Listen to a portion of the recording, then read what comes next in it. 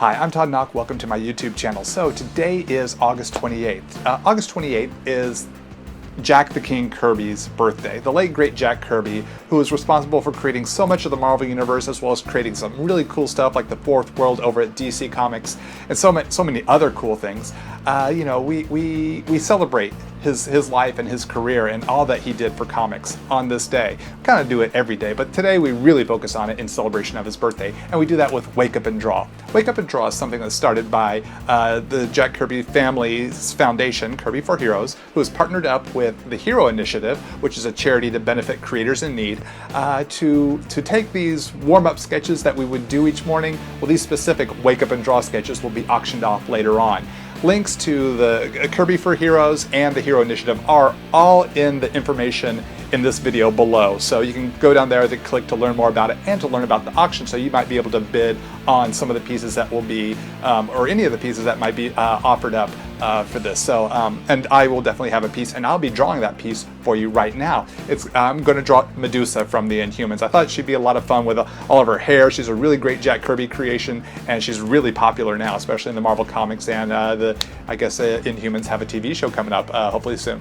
So I thought I'd give her a try. So let's jump right on into the art. Alright, so I have a piece of specially printed Hero Initiative artboard. It's about 7 inches by 10 inches, very similar to Bristol board.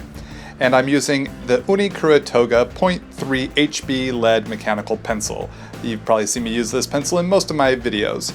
So right now I'm roughing in, as you can see, roughing in the figure work here of Medusa. I kind of have her in sort of a somewhat kind of battle stance sort of pose, kind of like she's taking stock of the situation. What's her next move going to be? Hands out, arms kind of flared, wide stance, and she's kind of, in a sense, even standing in her own hair. She has just that much hair. Drawing hair can be a lot of fun. It can be a challenge, but just pretty much I like to start at the base of the head, the root of the hair, and then let the hair kind of curve out into the shapes needed. So I do big chunky shapes of hair and then use finer detail lines for the hair for the places that I want to have more flow or volume as necessary. So I don't have to draw every single strand of hair, but I like to communicate the flow and body of the hair.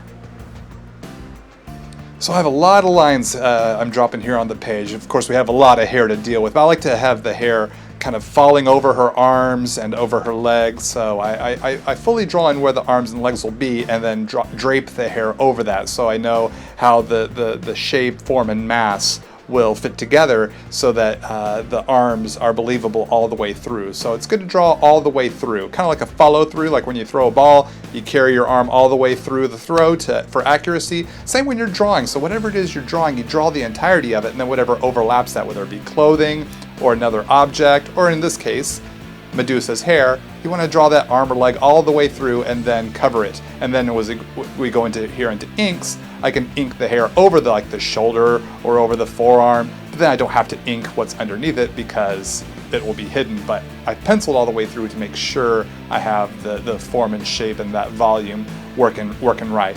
So I'm using a 0.8 Pigma Micron pen here, and this is just the right size pen for this size illustration here. And I can really get some fun flow and some slight variation of line weight where needed. So I just keep dropping in the different shapes of the hair, and as well as the figure work herself. Some dark areas here on her mask, and then the parts of her costume, of her body here. Always keeping these different things in mind. The wrinkles at the shoulders or at the elbows, around the knee. These are all elements that I keep in mind. Working from the foreground for the most part first, and then layering things further back into the background. So with all the characters that are out there, I think Medusa probably has the most hair of all of them, at least that I can think of at the moment. So there's a lot to consider when drawing hair, especially as much hair as hers. So I like to have big chunks, big shapes of hair, as you can see from the top of her head there. But as it coalesces around her, there are large graphic shapes of hair. But then I add more strands, and the more strands I add can create more shading, shadow, detail, and depth. So the further back we go, the more dense I put those lines to create more of a sense of shadow, so it makes Medusa herself stand off the page a bit more. It helps really create that sense of distance and depth. The more and more lines I put in there, especially in those small nooks and crannies, I can get a better sense, convey a better sense of the shape and also distance. Now the distances here are not great distances. We're not talking miles or feet or meters. These distances are within inches.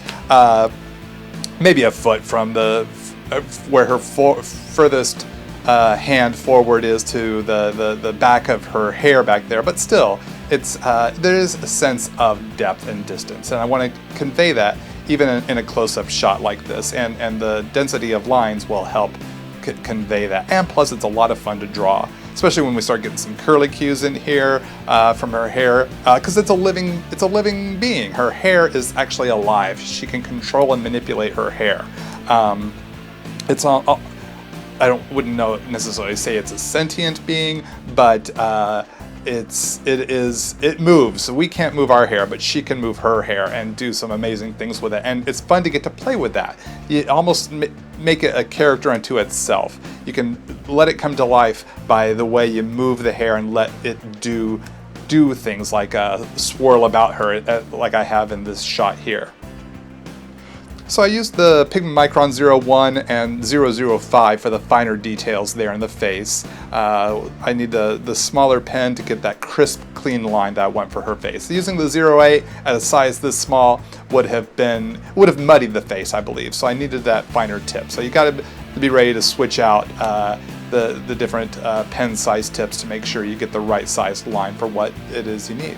Then the Staedtler Mars plastic eraser here for a quick erase of all those extra pencil lines, and we come into the Copic color markers. All right, so now we're coming in with some colors for her face, and going with the E00 for her face, and the R20 and the R00 for the rosiness of the nose and cheeks, some B12 and B04 for the eyes, some R85 and E04 for the lips. Then some BV34 and BV11 for her mask here. And then here we come to the costume, using some V06 for the costume, and I'm keeping in mind my light source. Light source is up and to the left a bit, so I'm leaving a lot of white on the board for now, so I'm coming in with my darker color first, and dropping in where the shadows essentially would be, and then coming in with the V04, my bad, V04 for the base shade, overlapping that shadow shade that I had laid down previously. Kind of blends it all, kind of softens it up a bit. Now for the gloves, going with that's the RV14 starting off with, and so a little more RV14 through the pants and the boots, the belt, the gloves, and then some RV13 to lighten up that shadow shade into that white area, and then a little bit of the RV66 to shadow that out a little bit. Now it's time for the hair, starting with the YR27 as kind of a shadow shade for the deepest parts of the hair where there'd be the most shadow, and then some YR07. This is a bulk of her red hair, coming in with this shade of orange initially here, still leaving the white of the board. So I'm keeping in mind, where is the highlight of the hair?